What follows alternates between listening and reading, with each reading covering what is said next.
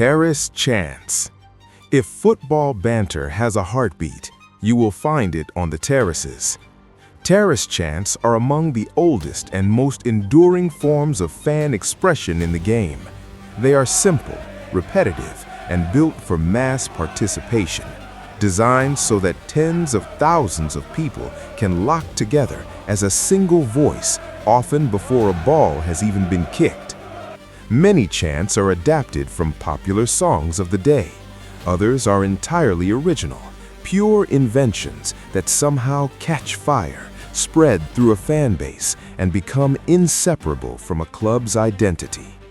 When you hear a particular melody rising from behind the goal, you know exactly which side it is coming from. What makes chanting so powerful is not just the words themselves, it is the unity. It is the feeling of thousands of strangers moving as one organism, sharing a single thought at full volume. In rivalry matches, the tone shifts. Chants stop being purely about your own team and become weapons aimed directly at the opposition. The stadium becomes a battleground of sound, two sides trying to drown each other out. And some chants survive for decades. They are passed down from older supporters to younger ones, carrying history, pride, and rivalry in every repeated line. They are the folklore of the sport, and they begin here, packed tightly together on the terraces. Player mockery. Football is a team sport, but the abuse, that tends to be very personal. Player mockery brings banter down to the individual level. Suddenly, it is not about 11 men, it's about one moment, one mistake, one decision that will follow a player from ground to ground, season to season. A striker who misses an open goal in a crucial match, a defender who gifts an opponent an easy score, a goalkeeper who fumbles a routine save. These moments become defining, and opposing fans, armed with the memory of football's greatest archives, will not let them go easily. Transfer situations also invite this kind of attention. When a player departs under difficult circumstances or openly courts a move to a rival club, they become a target. The chants and comments that follow are usually sharp, but they are rooted in real events that actually happened. What makes player mockery particularly potent is how quickly it travels. A single incident can generate a label that sticks for an entire career. It matters because football is not only about systems and formations, it is about individuals whose choices shape matches, seasons, and legacies. Club history comparisons. When the present isn't enough, fans reach into the past, and football has a very long past. Club history comparisons are one of the most common forms of banter in the sport. Supporters use trophies, league titles, continental achievements, and iconic eras as evidence of a club's true standing. The argument is simple: our history speaks for itself. What makes this form of banter particularly interesting is how it crosses time. A rivalry rooted in events from 50 years ago can surface in a conversation happening right now. Achievements from the 1960s, 70s, or 80s are treated as live currency, still valid, still relevant, still worth mentioning. This often happens when current performance cannot settle an argument. If your team is struggling in the present, history becomes a lifeline, a way to anchor superiority in something permanent rather than something fragile. It reinforces a central idea in football culture. A club is not just its current squad, it is a story built across generations, and that story never stops being relevant to the argument. Financial banter. Modern football is inseparable from money, and where money goes, banter follows. Financial banter reflects the commercial reality of the sport in the 21st century. It takes two main forms. On one side, fans accuse rivals of buying their way to success, suggesting that trophies won by clubs backed by billionaire owners carry less authenticity than trophies earned through traditional means. On the other side, clubs with fewer financial resources may be mocked for their inability to compete at the highest level, unable to attract the players or the infrastructure that wealthier sides can access. This type of banter has grown significantly alongside the transformation of football's commercial landscape. The Premier League's global broadcast deals, record-breaking transfers, and the involvement of sovereign wealth funds have all intensified the conversation around money and sporting merit. At its core, financial banter asks a genuine question, one that even serious analysts debate. What does a trophy actually mean when it has been purchased rather than developed?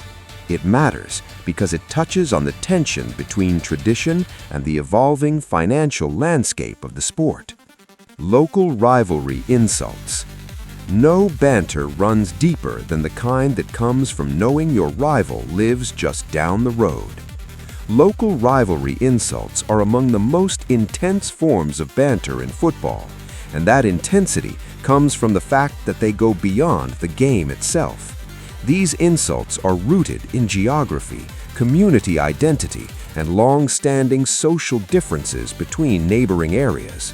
Supporters use local accents, regional stereotypes, and shared cultural references to draw the sharpest possible line between us and them. The proximity of the clubs makes everything more personal. These are not abstract opponents from another city. These are people you might work alongside, live next to, or share a pub with for 11 months of the year. Derby Day changes all of that. The closeness that defines local communities becomes the very thing that fuels the bitterness of the rivalry. Local derby insults matter because they are tied to identity and belonging at the deepest level.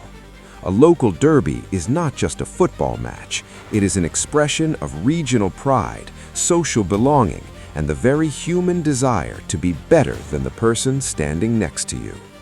Social media banter. Football used to end at the final whistle. Social media made sure it never does. Social media banter expanded football conversation far beyond stadium walls, creating a constant global exchange between supporters. Platforms like X, formerly Twitter, Instagram, YouTube, and TikTok allow fans to react to matches, transfers, and controversies instantly, often in the form of humor, short video clips, or image formats. What is particularly significant is how social media has democratized rivalry. Supporters from Lagos, Jakarta, Buenos Aires, and Manchester can now engage in the same conversation at the same moment. Geography is no longer a barrier to the argument. Unlike traditional banter, this form does not require physical presence. It rewards creativity and timing, the ability to land the right joke at exactly the right moment. It has transformed banter from something that happens on match day into something that is always happening. Transfer banter. Every January, every June, the same ritual plays out, and with it, a whole new season of banter begins. Transfer banter revolves around the movement of players between clubs, a process filled with anticipation, speculation, leaked information, and strong emotional reactions. The summer and January transfer windows become their own cultural events, where fans track rumors and react to every development in real time. The material is rich. Fans mock rivals for losing key players to competitors. They target clubs who spent enormous fees on signings who then underperformed. They ridicule teams who spent an entire window chasing a specific target only to fail at the final moment. Transfer banter is uniquely forward-looking. It is about potential, what a player might bring, rather than what they have already delivered. That uncertainty gives it a particular energy because both sides believe they are right, and neither can yet be proven wrong. But the window closes, the season begins, and then the transfer banter faces its ultimate test. Did it actually work? Performance-based banter. Everything else in football banter is theoretical. Performance banter is immediate. It just happened. Performance-based banter is the most reactive and direct form in the game. It is driven by what occurs on the pitch, a heavy defeat, a missed penalty in a critical moment, an unexpected collapse against a lower-ranked opponent. These moments become instant material. Fans use these results to assert superiority, and they rarely undersell the moment. A defeat by 4 goals might be referenced as a defining humiliation for years. A single missed penalty can be replayed thousands of times across social media within an hour of the final whistle. What makes this type so compelling is its unpredictability. Football regularly produces shocks. The underdog wins, the favorite collapses, form tables get torn apart. That volatility keeps performance banter permanently alive because anything can happen in 90 minutes. It is the most relatable form of all. Every supporter has felt both sides of it, the joy of the result that silences a rival, and the hollow silence that follows a defeat that gives them ammunition for months.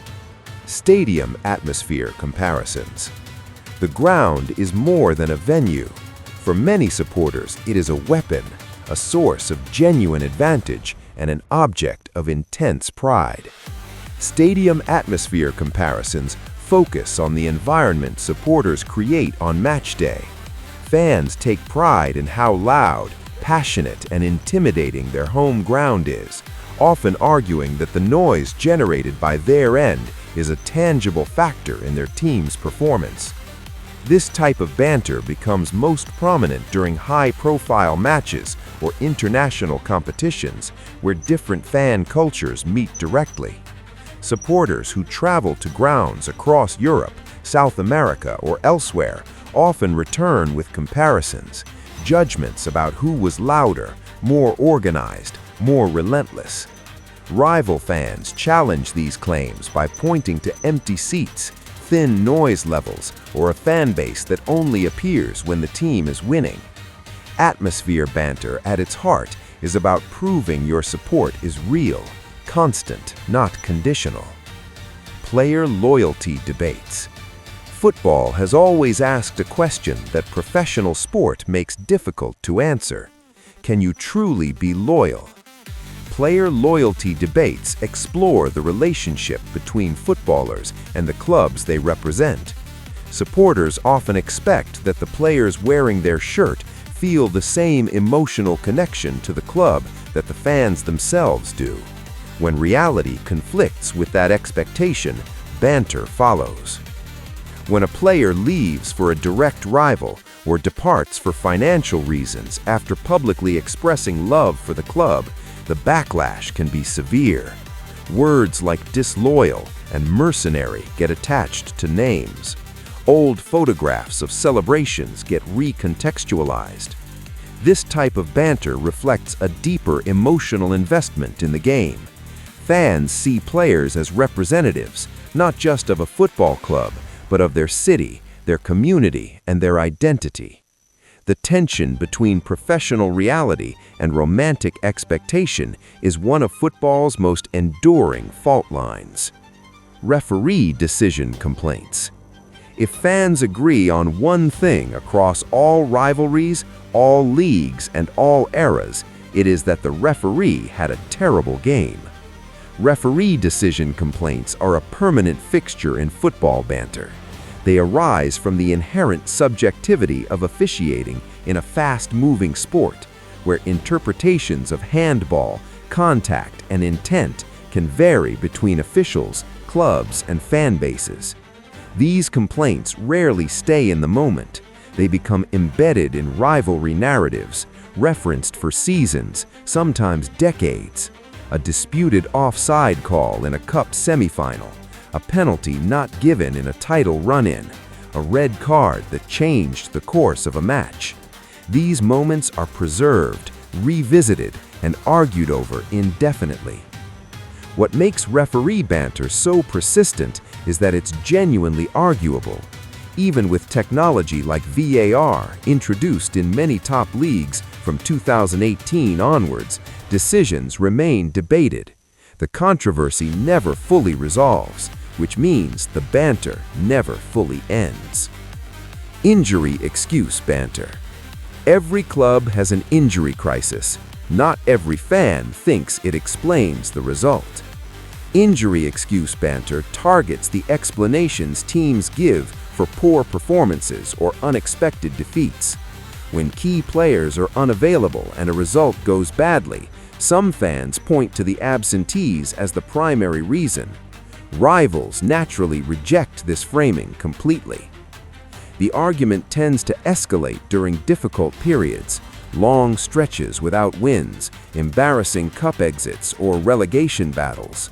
The team citing injuries is accused of making excuses. The team mocking them points to their own injury problems they supposedly managed through without complaint. It challenges how success and failure are explained in football, and it reveals how emotionally committed fans are to their interpretation of events.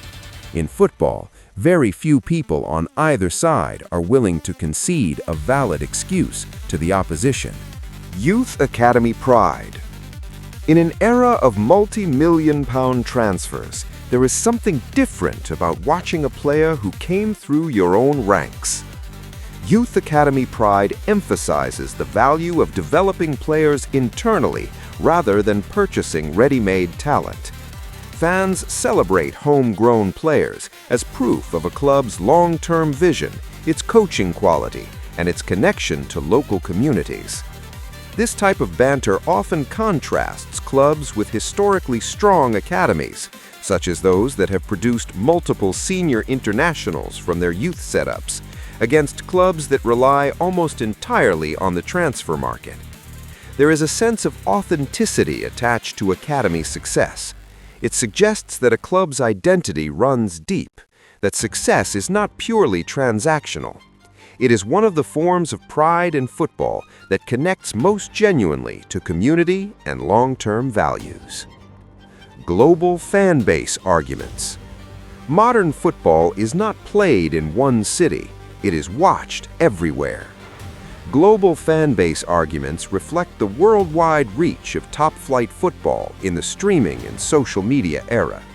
Fans claim superiority based on the size, diversity, and passion of their club's international support, using metrics like social media followers, shirt sales, or global supporter group presence as evidence.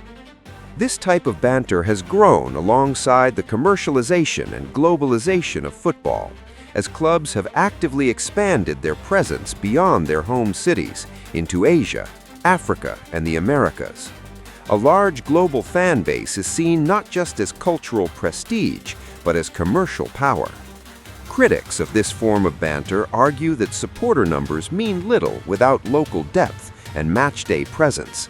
But in the modern game, the argument about who has the biggest global reach is very much alive. Derby Day bragging rights. You can finish the season without a trophy, but losing the Derby, that stays with you. Derby Day bragging rights are among the most emotionally charged forms of banter in football. The result of a local derby provides immediate, tangible superiority, something concrete and verifiable that can be referenced in every conversation until the next meeting. What makes this type of banter cyclical and permanent is that it never fully settles. Each derby result replaces the last as the dominant talking point, and no matter how a broader season unfolds, the derby record is tracked separately, valued differently, and felt more personally. Derby bragging rights matter because these fixtures represent the peak of local rivalry. Pride and identity sit on every result. Winning one is sometimes enough to reframe an entire mediocre season. Legend comparisons. Numbers, goals, and trophies, but also feeling, Who left a mark so deep that the club still carries it? Legend comparisons involve debates about the greatest players associated with rival clubs, their achievements, skill level, peak performance, and lasting impact.